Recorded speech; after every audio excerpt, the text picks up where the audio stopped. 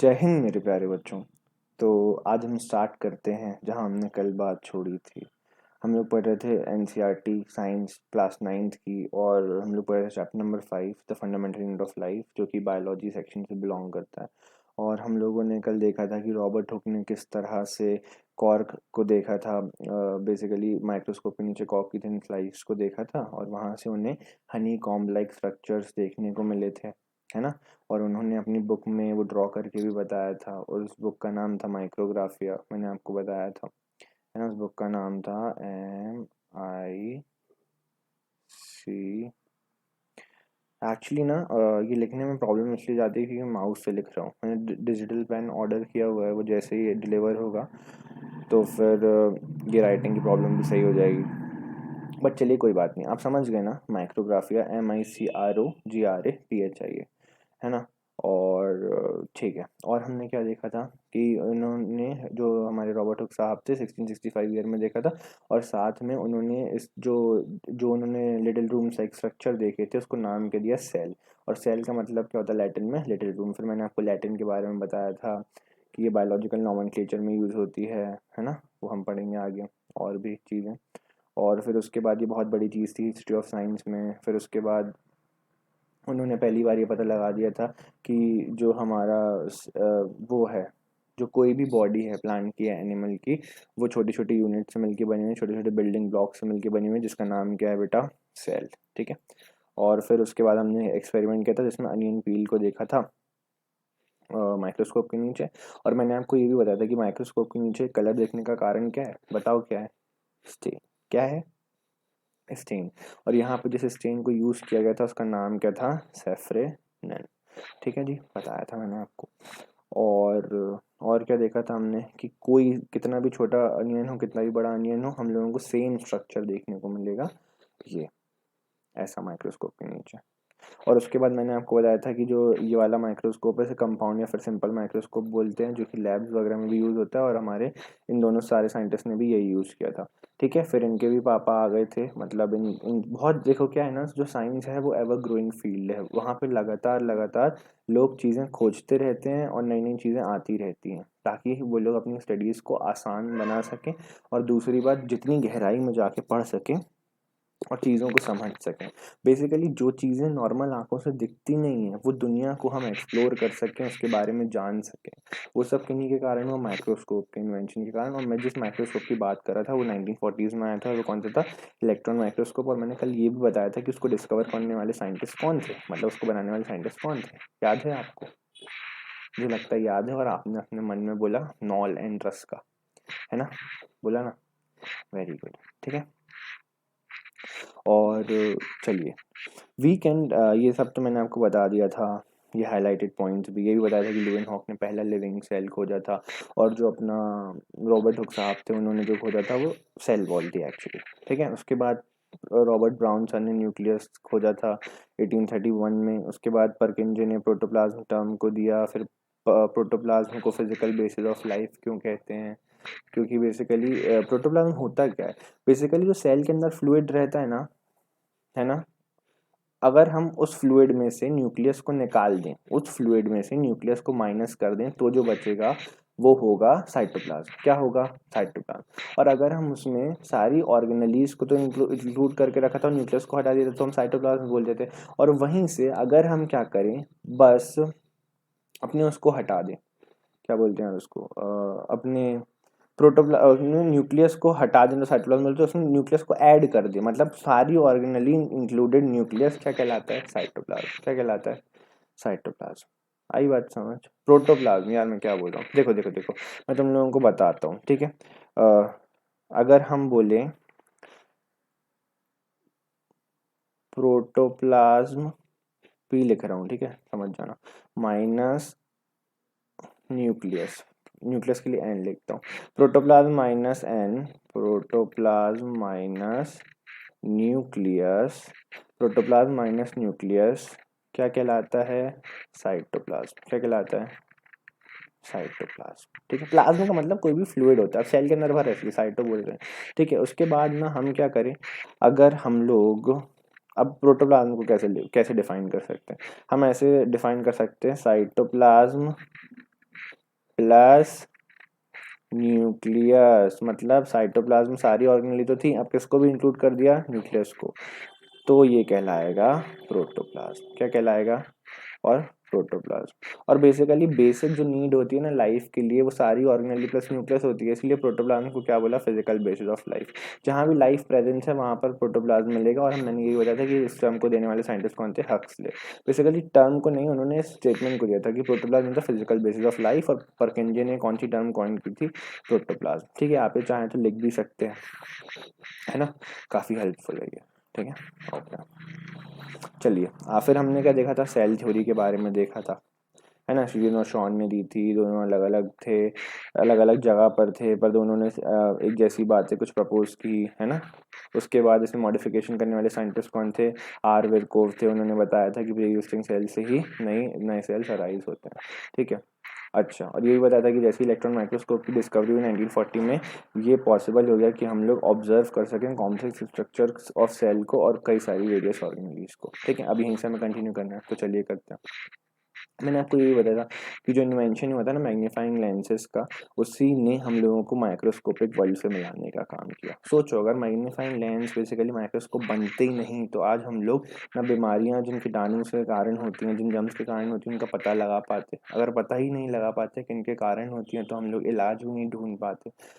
ठीक है, तो ये जो छोटी छोटी सी बीमारियां, ये हमारे लिए कितनी बड़ी होती हैं आज, बट नहीं है। Thanks to the science, thanks to the invention, thanks to the scientist, thanks to the doctor, है ना, एंड थैंक्स टू टीचर्स जो आपको ये पढ़ा रहे हैं, है ना। ठीक है, मैं अपना क्रेडिट खुद ले जाता हूँ, कोई बात नहीं, कोई देना दे।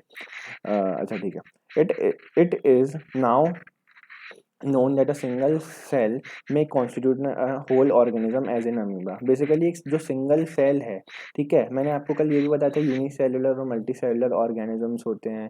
तो यूनिसेलुलर का एग्जांपल क्या है, अमीबा। बेसिकली अमीबा एक सिंगल सेल होता है जिसके अंदर बहुत सारे फंक्शंस चलते रहते हैं। बेसिकली जो भी लाइफ को सस्टेन करने के लिए फंक्शन है, वो एक सिंगल सेल में हो जाते हैं, और उसको हम बोल देते हैं अमीबा। एग्जाम्पल यार, अमीबा एक टाइप का ऑर्गेनिज्म है, ठीक है, प्रोटोजोआ से बिलोंग करता है ये। पढ़ेंगे हम क्लासिफिकेशन में, मैं आपको बुक का नहीं, सिर्फ थोड़ा सा एक्स्ट्रा भी बताऊंगा जिससे आपका दिमाग खुले, है ना, तो नॉलेज हो। अच्छा, और अमीबा का ना शेप ना प्री डिसाइडेड नहीं रहता, मतलब वो कैसा भी हो सकता है, ऐसा भी हो सकता है, मेरी राइटिंग की तरह है ना, पता नहीं सर कब कैसी बन जाए, है ना, तो ऐसा ही समझ सकते हो। तो ऐसा भी हो सकता है अमीबा, बेसिकली कैसा भी हो सकता है। ठीक है, और अमीबा के बारे में भी बताऊंगा आगे। चलो, अब अपन पढ़ते हैं। Chlamydomonas, paramecium and bacteria. Paramecium and bacteria, देखो, अमीबा एक टाइप का ऑर्गेनिज्म, सिंगल सेल। क्लेमाइडोमोनास क्या होती है, एक टाइप की एल्गे होती है। क्या होती है बेटा, algae, algae. Chlamydomonas is ALGAE।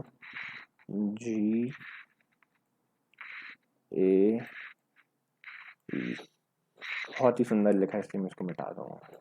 ठीक है, पैरामीशियम, पैरामीशियम, और क्या है, बैक्टीरिया। ठीक है, these organisms are called unicellular organisms, और इन्हीं को हम क्या बोलते हैं, unicellular organisms. On the other hand many cells group together in a single body and assume different functions in it to form various body parts in multicellular organisms. देखो क्या लिखा हुआ है, बेसिकली जिसमें सिंगल सेल मिल रहा है एक, तो वो यूनिसेलुलर कहलाने वाला है ना। बात ही खत्म हो गई भाई, इतनी क्लियर बात लिख दी। और यूनिसेलर के कोई भी एग्जाम्पल पूछे तो याद रखना, ठीक है।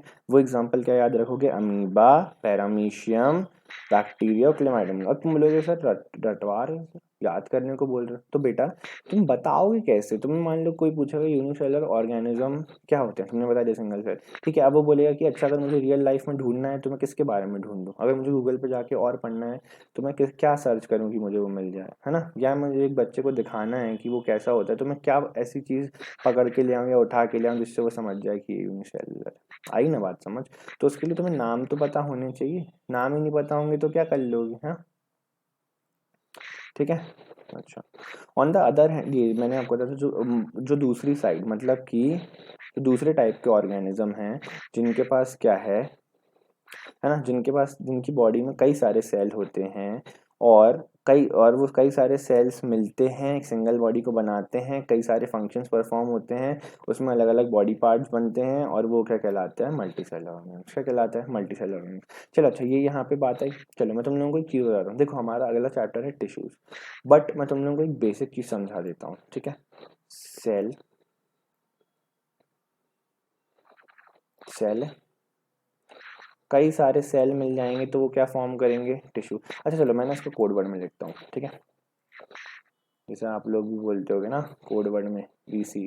बीसी मतलब बेटा क्यूट, है ना, और एमजी महा क्यूट, और क्या बोलते हो, LOL, laugh out loud, etcetera etcetera. और रोफल भी बोलते हो, है ना। तो TTYL भी बोलते हो, टॉक टू यू लेटर। तो मैं भी कुछ कोड वर्ड्स में लिखने वाला हूँ, ठीक है।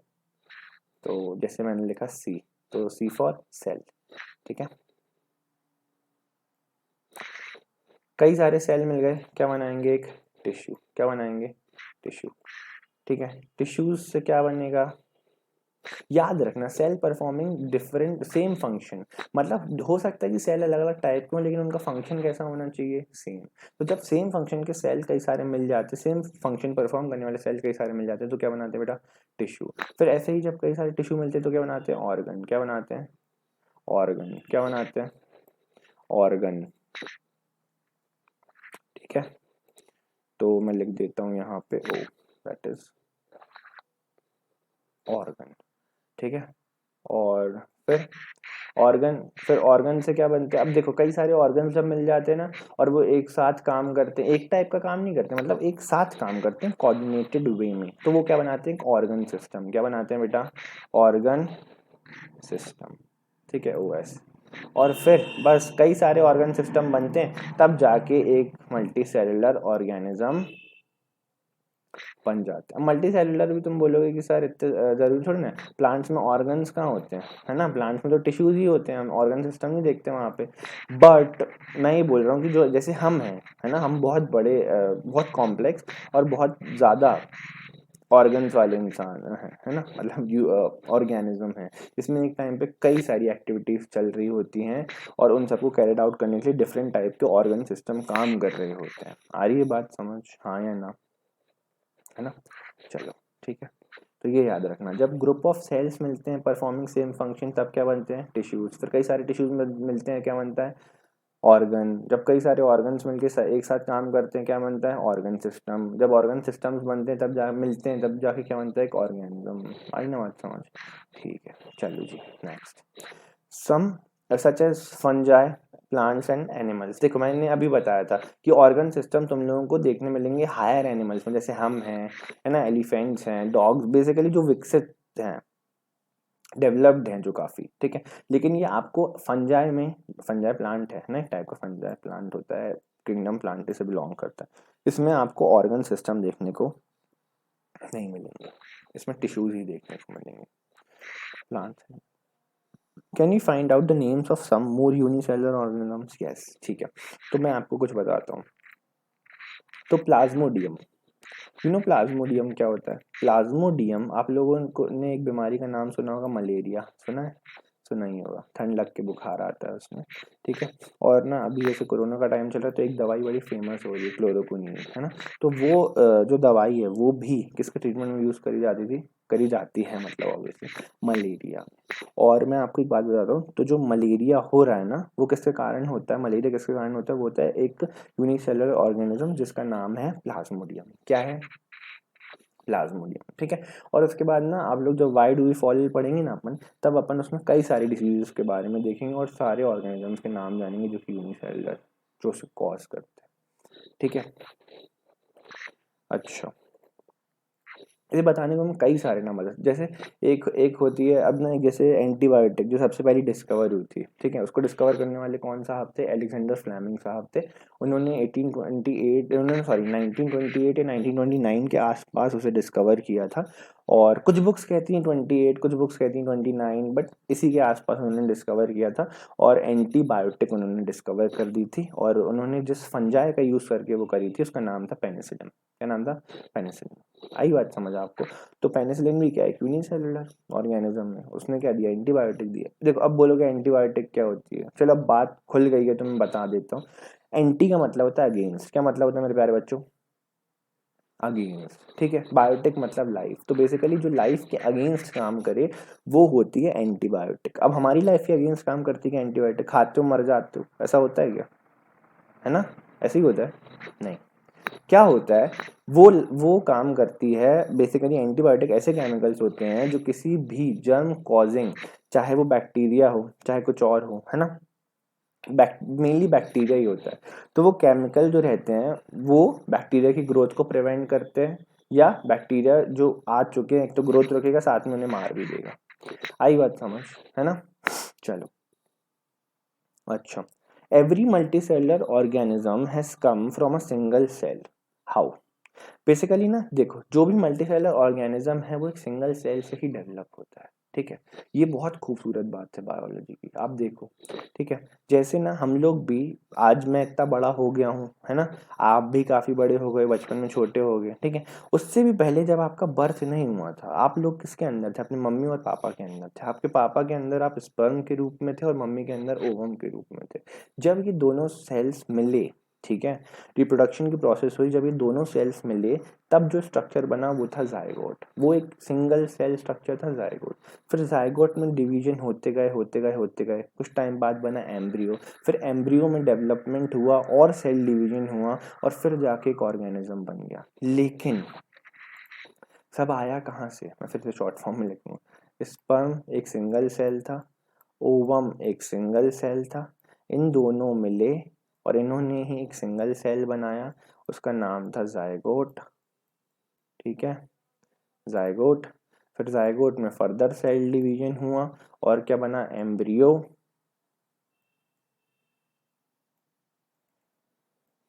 क्या बना? सर आप पूरा रहने दो, आप शॉर्ट फॉर्म सही रहता है आपका, है ना, मुझे भी लगता है। तो जायगोट में क्या, फिर क्या बना? एम्ब्रियो। क्या बना? एम्ब्रियो। ठीक है, कोई शक है इसमें आपको? नहीं। ठीक है, समझ गए ना मेरी बात? तो सर हमें आप पे शक है कि आप कभी लिख पाओगे भी कि नहीं सही? नहीं नहीं, लिख लूंगा, देखो मैं लिख रहा हूँ। तो ये बना एम्ब्रियो। ठीक है, तो बेसिकली हम लोग आए कहाँ से? एक सिंगल सेल से आए। कहाँ से आए? सिंगल सेल से आए। ठीक है, उसी में सेल डिवीजन होता गया। सिंगल सेल, देखो ये सिंगल था, ये सिंगल था, फीमेल बॉडी के अंदर ये मिले, उसके बाद क्या बना? जायगोट। जायगोट के बाद क्या बना? एम्ब्रियो। ई फॉर इमली नहीं, है ना, एम्ब्रियो। ठीक है, तो अच्छा, चलिए आगे बढ़ते हैं। एवरी मल्टी, ये तो हो गया cell. Cells divide to produce cells of their own kind, all cells that come from pre existing cells. Basically जो सेल डिवीजन है ना, उसी के कारण ही जो ऑर्गेनिज्म है उसकी ग्रोथ होती है। साथ में जो भी पुराने सेल्स हैं वो किससे आते, जो कि नए, जो भी नए सेल्स हैं वो किससे अराइज हुए हैं? पुराने सेल्स। इसीलिए हम कहते हैं कि जो सेल हैं, बेसिकली जो आर्यवर्को थे ना, उन्होंने पता है क्या स्टेटमेंट दी थी? उन्होंने यही कहा था कि सेल जो है वो प्री एग्जिस्टिंग सेल से आते हैं। और ये देखो, वही बात है, सेल डिवाइड करते हैं और हमको पता है कि पुराने सेल डिवाइड करेंगे। देखो पुरानी सेल थी और वो डिवाइड करेगी और उससे नए सेल्स बनेंगे, है ना। आई बात समझ? अच्छा, we can try preparing temporary mounts of leaf peels, tip of the root of onion and even peels of onion of different sizes. After performing the above activity, let us know what the answers of the following questions would be like. Do all cells look alike in terms of same shape and size?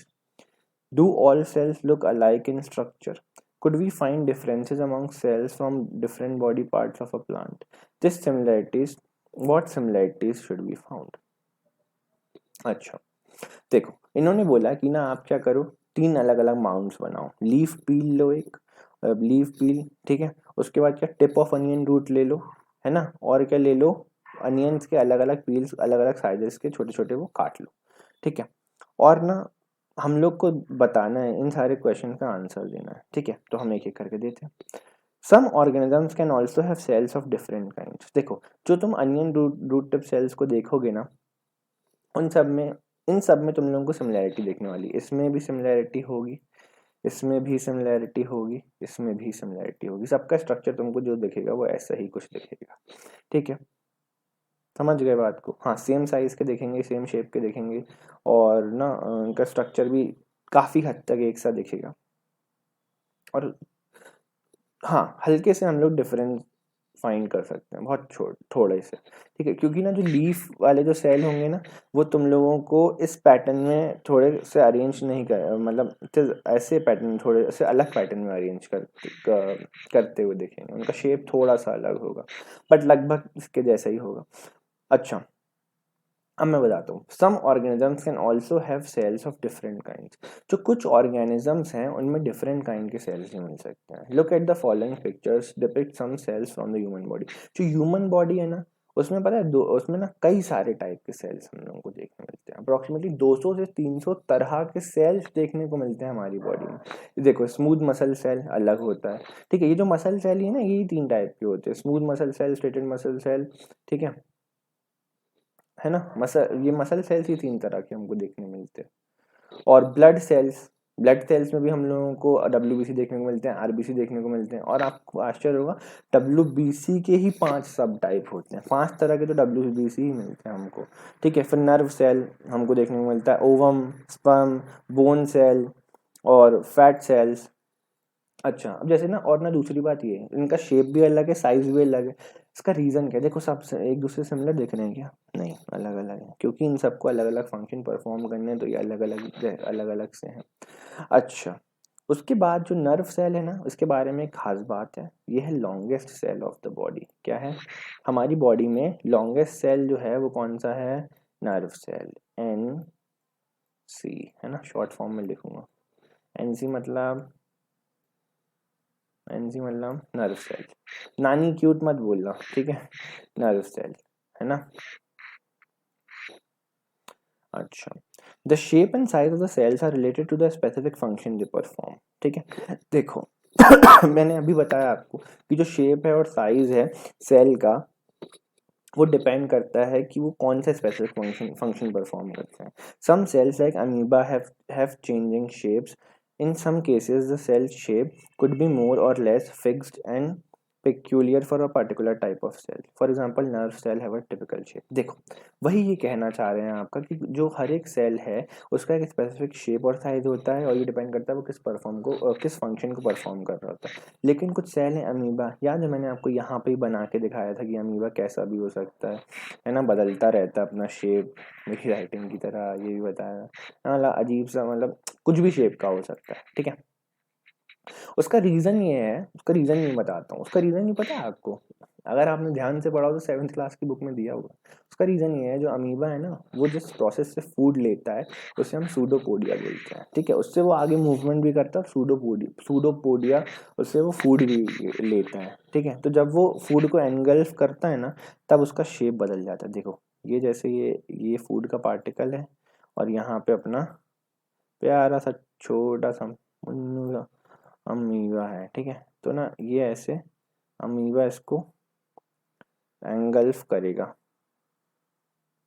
ठीक है, ये ना इसको अपने अंदर ले लेगा, और फिर बाद में जब ये अंदर चला जाएगा तब हमको अमीबा कुछ ऐसा सा दिखने लग जाएगा, मतलब काइंड ऑफ यार, ठीक है ना, समझ रहे हो ना बात को। तो बेसिकली अब एक और चीज़ पता चलेगी तुमको कि अमीबा में क्या होता है, सूडोपोडिया। क्या होता है? सूडोपोडिया, जिससे वो चलता भी है, आगे मूवमेंट भी करता है और फूड भी गैदर करता है। और एक चीज़ और बता दूँ, सूडोपोडिया की बात निकली तो सूडो पी, वाह यार इतना सुंदर भी मैंने कभी नहीं बनाया, बता जिंदगी में। PS pseudo, PSUEDO, pseudopodia, PODIP,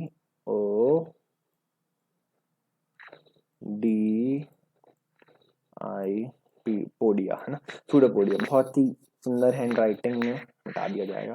अच्छा सूडो का मतलब क्या होता है पता है? सूडो का मतलब होता है फॉल्स। फॉल्स क्या होता है? फॉल्स। और पोडिया का मतलब होता है फीट। क्या होता है? फीट। ठीक है, सूडो का मतलब फॉल्स, पोडिया का मतलब फीट। ये मूव कर रहा था, मैंने कहा था ना ये मूवमेंट में भी हेल्प करता है सूडोपोडिया, और फूड गैदरिंग में भी हेल्प करता है। तो मूव कर रहा था, तो इनके अमीबा के पैर दिख रहे थे सच में? नहीं।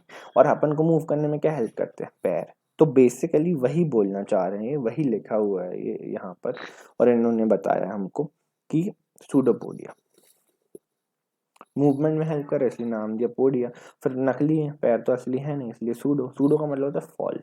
और ना याद रखना, आपको लाइफ में भी ना कई सारे सूडो लोग मिलेंगे, ठीक है, सूडो फ्रेंड्स, है ना, बहुत कुछ। बट ठीक है, मूव ऑन, और आप मेहनत करते रहो, है ना। आपका एम होना चाहिए कुछ बहुत बड़ा करना अपनी लाइफ में। और यार एक बात बताओ, मेरे को ना बहुत सारे लोग मिलते हैं, कहते हैं यार मुझे ये परेशानी, मुझे वो परेशानी है, मेरे पास इस चीज़ की कमी है, मेरे पास उस चीज़ की कमी है। तो यार एक बात बताओ मेरे को, तुम्हारे पास दो हाथ, दो पैर, है ना, दो आंखें, एक नाक, मुंह, सब तो सही है, ठीक है। तो तुम ये क्यों सोचते हो तुम्हारे पास किसी चीज की कमी है? बात ये है कि तुम बहाने बनाते हो, तुम वो शायद करना नहीं चाहते। और जब तुम अपने दिमाग को शिफ्ट करोगे ना उस जोन में, जब वो चीजें ढूंढेगा, किस लिए? काम करने के लिए, बेसिकली आगे बढ़ने के लिए ढूंढना चालू कर देगा चीजें, तब तुम अपने आप आगे बढ़ने लग जाओगे। तो कभी भी लाइफ में कुछ कम हो कुछ ज्यादा हो, उसको मत देखना। आईने में खड़े होके अपने आप को देखना कि भगवान ने तुम्हें तो पूरा बनाया है ना, तुम में तो कोई कमी नहीं छोड़ी। इसका मतलब तुम सब कुछ करने के कैपेबल हो, जस्ट डू इट। ठीक है, अपना काम 100% करो, मजा ही आ जाएगा यार लाइफ में। ठीक है, तो चलो आगे पढ़ते हैं।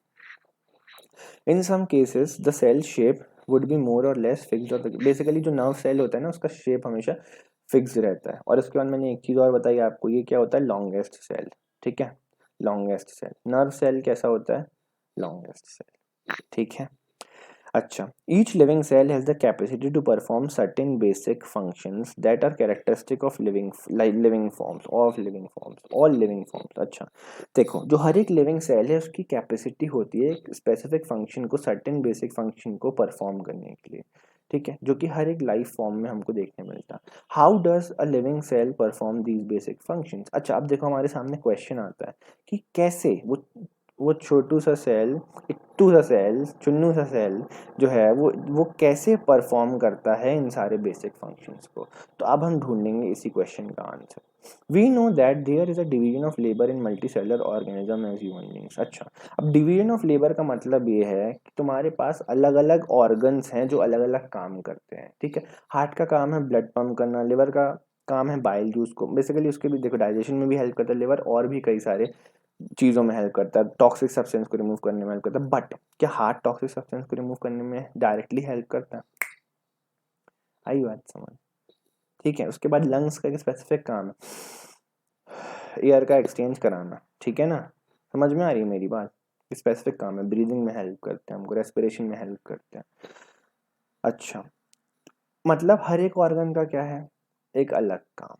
ठीक है, किडनी का अलग काम है, लिवर का अलग काम है, हमारी रेस्पिरेटरी सिस्टम में जो ऑर्गन्स इन्वॉल्व हैं उनका अलग काम है, हार्ट का अलग काम है। इसका मतलब हमारी बॉडी में हमको क्या देखने को मिलता है? Division of labour.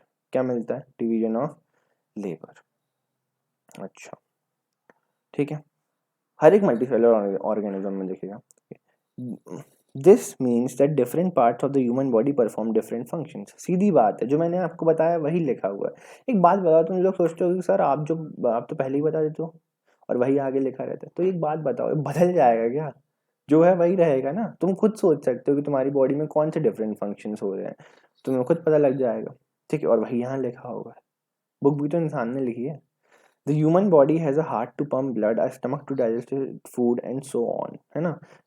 Food digestion का काम स्टमक का ही, और कोई ऑर्गन का नहीं है। ठीक है, क्या स्टमक का काम हार्ट कर सकता है? नहीं कर सकता। Similarly division of labour is also seen within a single cell. ऐसे ही हम लोगों को जब सिंगल सेल देखते हैं तो वहां भी डिवीजन ऑफ लेबर देखने को मिलता है। ठीक है, in in fact each such cell has gotten certain specific components within it known as cell organelles। देखो जो हमारी बॉडी में, हम पूरी बॉडी में क्या बोल रहे थे अभी तक? Organs, different different function perform करने वाले, और ठीक है थे जो। अब सेल के अंदर बात करेंगे, छोटी यूनिट हो जाएगी वो। अब सेल के अंदर डिफरेंट फंक्शन परफॉर्म करने वाले को क्या बोलते हैं? ऑर्गेनली। क्या बोलते हैं? ऑर्गेनली। ठीक है, ऑर्गेनली। जय बजरंग बली, तोड़ दे दुश्मन की नली। नहीं, ठीक है, ऑर्गेनल्स क्या बोलते हैं, ऑर्गेनल्स, ठीक है।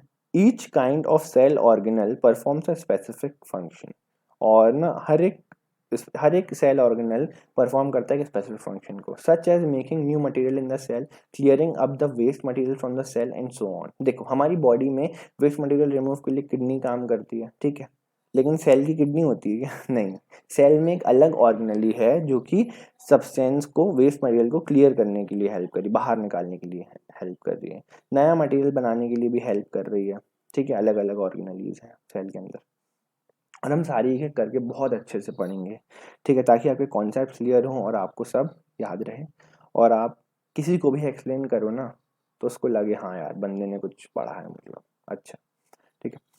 अच्छा, सच एज मेकिंग, ये तो मैंने आपको बता दिया। A cell is able to live and perform all its functions because of these organelles. जो सेल है, ठीक है, वो जिंदा क्यों है और वो सारे फंक्शन को परफॉर्म क्यों कर पा रहा है, वो इन्हीं ऑर्गेनलीज के कारण कर पा रहा है, ऑर्गेनल्स के कारण कर पा रहा है, ठीक है। These organelles together constituent the basic unit called the cell, और इन्हीं जो बेसिक ऑर्गेनल्स हैं, इन सब ऑर्गेनल्स से मिलके ही क्या बनता है, बेसिक यूनिट कॉल्ड सेल। समझ में आई मेरी बात को, इन्हीं ऑर्गेनल्स से मिलके क्या बनता है, cell. It is interesting that all cells are found to have the same organelles, और आप देखोगे तो अधिकतर सेलों में और बेसिकली सारे सेलों में, सेल्स में आपको सेम ही ऑर्गेनल्स मिलेंगे, थोड़ा बहुत एक दो ऑर्गेनल्स का फर्क हो सकता है, बट जो 95% ऑर्गेनल्स होंगी वो कैसी होंगी, सेम होंगी, ठीक है। No matter what function is और व्हाट ऑर्गेनिज्म दे आर। समझ गए बात को, कौन से ऑर्गेनिज्म में मिल रहा है, फर्क नहीं पड़ता, ठीक है। और ना, और मतलब क्या फंक्शन परफॉर्म करता है, फर्क नहीं पड़ता, बट वो सेल के अंदर सेम ऑर्गेनली ही हमको देखने को मिलेंगी, ठीक है। अच्छा तुम एक चीज देखो, है ना, अपन बोलते हैं ये हिंदू है, ये मुस्लिम है, उसके बाद ये सिख है, ये ईसाई है ना, मतलब हम बोलते हैं ये ऐसा है, ठीक है। उसके बाद ना ये शूद्र है, ये कायस्थ है, ये, मुझे तो यार इतना क्लास सिस्टम के बारे में पता नहीं, बट मैं, क्योंकि मैं मानता ही नहीं इन सब चीज़ों में, हम सब ह्यूमंस हैं। तुम देखो भगवान ने तुम कहते हो कि ना ये कम्युनिटी अलग है, वो लोग ये फॉलो करते, वो लोग वो फॉलो करते, वो लोग ऐसे होते हैं, वो लोग बुरे होते हैं, ठीक है, पाकिस्तानी ऐसे होते हैं, इंडियंस ऐसे होते हैं, ब्राजीलियंस एक्सेट्रा एक्सेट्रा, बहुत सारी चीज़ें बोलते हैं लोग। बट एक बात बताओ, भगवान ने हम सबको बनाया, हमारी एक सेल में भी जो ऑर्गेनल्स हो रही हैं प्रेजेंट हैं, वो तक डिफरेंट नहीं हो पा रही, चाहे वो कोई सा भी फंक्शन परफॉर्म कर रही हैं, वो सब भी एक जैसी है, और तुम बोलते हो कि हम सब अलग हैं। तो क्या हम सब अलग हैं या हम सब एक हैं? क्योंकि हम सब फंडामेंटल लेवल पे तो एक जैसे ही काम कर रहे हैं, हमारी बॉडी की जो सेल है उसकी सारी ऑर्गेनली तो एक से ही काम कर रही हैं, तो क्या हम अलग हैं? नहीं। हमें ना यही सोच को खत्म करना है, और तुमको पता है एजुकेशन ना वो पावर देती है तुमको कि तुम लोगों की सोच को इन्फ्लुएंस कर सको, उस सोच को बदल सको, उन्हें एजुकेट कर सको। आई बात समझ? तो हम सब अलग नहीं है, एक है, हिंदू भी एक, मुस्लिम भी एक, सिख भी एक, ईसाई भी एक, वी आर द वन। और हम बोलते भी तो है ना एक चीज, सबका मालिक एक, है ना। अच्छा तुम लोग बोलते हो सोचते होगे कि सर आप तो पढ़ाते पढ़ाते कहाँ कहाँ की बातें ले आते हो, बट ना देखो, ये सोसाइटी के लिए ज़रूरी है। जिस जिस टीचर से मैं पढ़ा हूँ ना, उन्होंने मुझे ऐसा पढ़ाया, मतलब कि ना क्या बताऊँ, बहुत कमाल। और बस उनका मैं 1.1% भी अगर ट्रांसफ़र कर दूँ किसी को, तो मैं अपने आप को बहुत लकी समझूंगा कि एज अ ह्यूमन बीइंग वो इंसान ग्रो कर जाएगा, साथ में किताबों की लिखी बातें तो उसको समझ में आएंगी, और लाइफ में बहुत कुछ सीखने को मिलेगा, ठीक है। और किताब क्या है बताओ, 9th क्लास खत्म हो जाएगी फिर ये किताब उठाओगे तुम, नहीं, तुम्हारे साथ क्या रहेगा, जो तुमने पढ़ा वो नॉलेज तुम्हारे दिमाग में रहेगा, जो मैं आज तुम्हें बातें बता रहा हूँ वो तुम्हें याद रहेंगी, और वही तुम्हें एक बेटर ह्यूमन बीइंग बनाएंगे, ठीक है। चलो बैक टू द टॉपिक। अब चलिए कुछ क्वेश्चंस हैं। Who discovered cells and how? तो बस सिंपल सी बात है, किसने डिस्कवर किया था, रॉबर्ट हुक ने किया था, ईयर 1665 था। उन्होंने थिन कॉर्क स्लाइस में डिस्कवर किया था, अपनी खुद से माइक्रोस्कोप बना के, उन्हें हनीकॉम्ब लाइक स्ट्रक्चर मिले थे, ठीक है। उसके बाद यहाँ पे लिख सकते हो कि रॉबर्ट हुक ने तो सिर्फ सेल वॉल देखी थी, और जो हमारे लिविंग सेल्स को डिस्कवर करने वाले साइंटिस्ट कौन थे बताओ, एंटीनो वॉन ल्यूवेनहॉक, ठीक है, एंटीनो लियोनॉक उन्होंने की थी पहली बार। लिविंग सेल्स को डिस्कवर किया था, पॉन्ड वाटर में किया था। वाइल्ड एनिमल्स क्यूल देखे थे जिन्हें उन्होंने क्या कहा था, जो होते क्या है बेसिकली बैक्टीरिया, उन्होंने वाइल्ड एनिमल क्यूल और भी बहुत सारे वाइल्ड एनिमल क्यूल नाम दिए थे, और भी बहुत सारे उन्होंने सिंगल सेल खोज निकाले थे। अच्छा, why is the cell called the structure and function unit of life. Basically देखो क्यों कहते हैं, इतना सब पढ़ने के बाद तो क्लियर हो गया। उसका रीजन क्या है कहने का, हम लोग structural functional basic unit of life इसलिए बोलते हैं, structural function unit of life इसलिए बोलते हैं क्योंकि जो हम लोग बने हुए हैं सारे ऑर्गेनिज्म, सिर्फ मैं अपनी बात नहीं कर रहा ना, तुम्हारी बात कर रहा हूँ, हम सारे ऑर्गेनिज्म जितने हैं, प्लांट्स हैं, एनिमल्स हैं, डिफरेंट डिफरेंट टाइप के एनिमल्स हैं, सबको बनाने वाली बिल्डिंग यूनिट क्या है, सेल। क्या है, सेल। ठीक है, उसके बाद सेल के अंदर डिफरेंट ऑर्गेनल्स प्रेजेंट हैं जो कि क्या परफॉर्म कर रही हैं, डिफरेंट फंक्शंस, जो कि लाइफ को सस्टेन करने के लिए क्या है, बहुत इंपॉर्टेंट है ना। चलो, तो ये दो क्वेश्चन हमारे कंप्लीट हो गए। अब जो हमारा आता है टॉपिक नंबर 5.2, तो ये हम कवर करेंगे नेक्स्ट क्लास में। ठीक है, हम ये नेक्स्ट क्लास में पढ़ेंगे। ठीक है, तब तक के लिए मेहनत करते रहो, और है ना, अपनी मम्मी पापा का ख्याल रखो, बहुत इंपॉर्टेंट है वो, और बस पढ़ते रहो। ठीक है, कुछ अच्छा करना है तुम्हें, कुछ बहुत बड़ा करोगे तुम। ओके, सो बाय, टेक केयर।